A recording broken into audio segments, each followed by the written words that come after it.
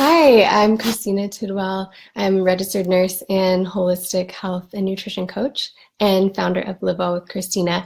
And today I wanted to talk to you guys about step 3 in the 5 steps to eating for energy and getting rid of that 3 p.m. crash. So we talked about steps 1 and steps 2, which were all about balancing blood sugar.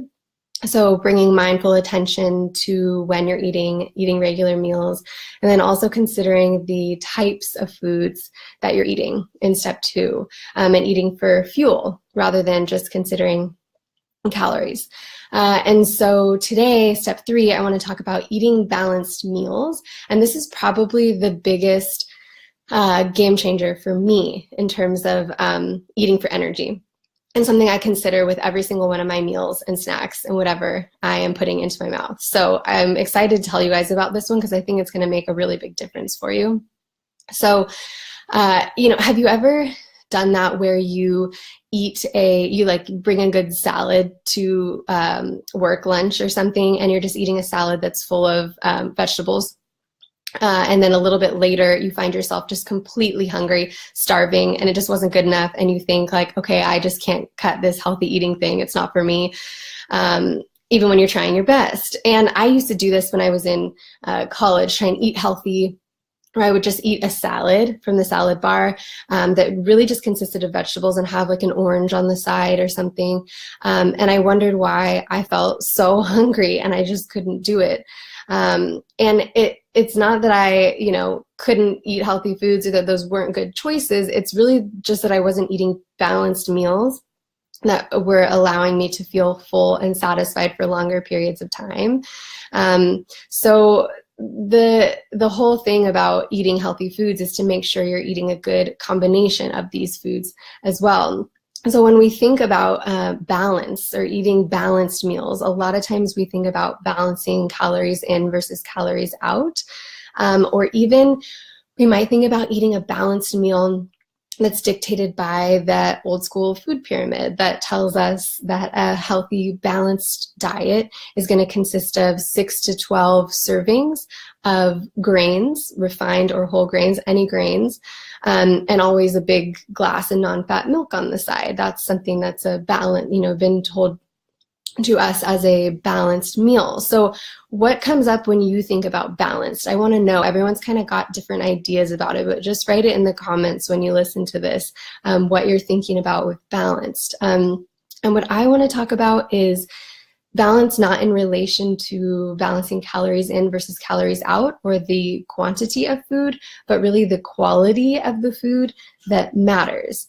And with the food pyramid, what we talked about last week, the quality of carbohydrates totally matters when it comes to balancing our blood sugar and eating for fuel and energy.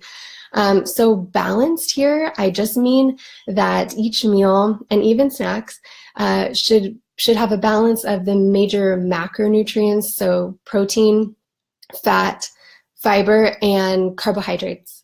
So we want to make sure each of our meals and our plate is a balanced mix of those. So protein can be good quality meat, fish, poultry, eggs if you tolerate those, legumes if you tolerate those and they're cooked well, can be good for protein.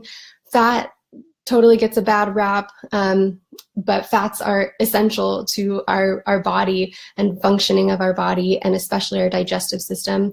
So good fats are things like oils, olive oil, coconut meat, coconut flakes, olives, avocado, nuts and seeds if you tolerate those.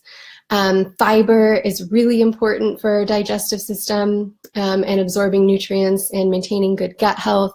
And that's just eating a lot of vegetables. So if you replace your refined carbohydrates like bread, cereals, pastas on your plate with some good veggies, that's going to really upgrade the quality of the fiber and nutrients that you are getting with each meal. And then carbohydrates. So those kind of get a bad rap too, but we do need carbs as well. We just want to consider the type of the carbs that we are eating. So it's good to get a lot of our carbs from vegetables like sweet potatoes, yams, pumpkin squash, even some fruits or plantains, getting carbohydrates from there. So every time I have a plate, I am looking at it, and if I am missing one of those 4 things, I'm trying to add that in. You'll be amazed at how just considering this is magic, and it's going to really do a lot of great things for your overall energy level and your feelings of fullness and being satisfied after a meal too. I even do it with snacks. If you're grabbing an apple or a banana, make sure you put some almond butter with it so you have some of that slower burning fats alongside the fiber and the carbs, so it's just a more even energy burn. So just consider that this week, and it's going to make a really huge difference for you. And I'm excited. So let me know if you have any questions. Next week, we're going to talk about step 4, which is considering caffeine, which is a big one that people ask me about all the time. So I hope that helps. Let me know how you're going. This is week 3, so let me know what you're noticing with your energy levels and how it's affecting you. Thanks.